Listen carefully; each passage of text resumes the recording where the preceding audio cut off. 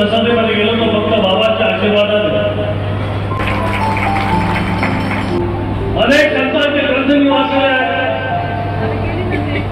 या देशामध्ये अनेक संत आहेत। हिंदूचा संत असेल तर हिंदूची शिकवण मी, मुसलमानाचा संत असेल तर मोहम्मद पैगंबर सांगेल, ईसाईचा फादर असेल तर तो येशू ख्रिस्त सांगेल,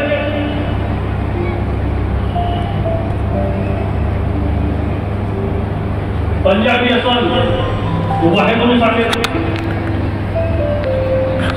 बाबा एक संत सगळे एकीकडे आणि महान त्यागी बाबा एकीकडे। त्याचं कारण असं आहे की या प्रत्येक संतांनी आपापल्या धर्माची गोष्ट सांगितली, पण महान त्यागी बाबा दोनों सांगितलं परमात्मा एक है और मानवता एक ही विचार है। जगातला एक नेवसा व्यक्ती असा संत ज्याने सांगितलं मानवता इससे बड़ा धर्म क्या हो सकता। म्हणजे तो बेस काय बाबाला समजायचं म्हणजे कसं समजायचं, बाबांनी कोणती शिकवण दिली हे समजणं। एका त्याने सांगितलं की देश अगर बचाना है, सिंपल सिंपल देश वाचवायचा असेल तर देशातला माणूस व्यसनापासून वाचवला पाहिजे। पहिलं वाक्य आहे त्यांचं। देश वाचवायचा असेल तर जाती पातीमधून त्यांना दूर केलं पाहिजे, कारण जातीमध्ये दुश्मनी केली तर दुश्मनाशी कसं लढायचं। व्यसनाने नशेत असत तर नशेत देश कसा चालवायचा।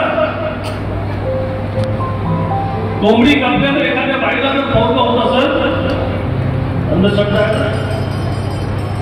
बकरा कापल्याने एखाद्याला गाठी लागत असत त्याचं असं होत नसते, अंधश्रद्धा फेकून द्या।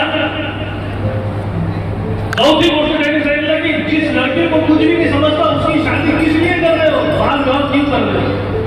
बाकी ती पुढी गोष्ट आहे, अरे ज्या मुलीला हेच माहित नाही मी तुझ्यासोबत लग्न करते माझे पुढे काय होणार, तुम्ही क्या कर रहे हो। तुमच्या बाबाने सांगितलं होतं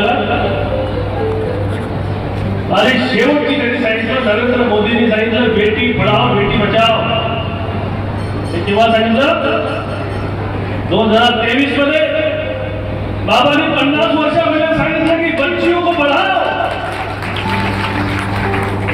असा संत महात्मा झाला नाही, महान त्यागी झाला नाही, तो भारत सरकारने याची दखल घेतली। 2023 सप्टेंबर रोजी बाबाच्या नावाचा पोस्टेज स्टॅम्प भारत देशाचे उपराष्ट्रपती यांनी जाहीर केला आहे।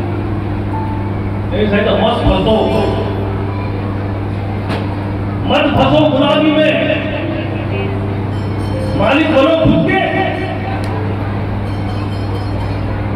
जिस दिन नशा सर पर चढ़ जाएगा गुलाम बन जाएंगे, नशे की खुद की आजादी खत्म हो जाएगी, खुद में मालिक नहीं जाएंगे। कोणाची शिकवण आहे,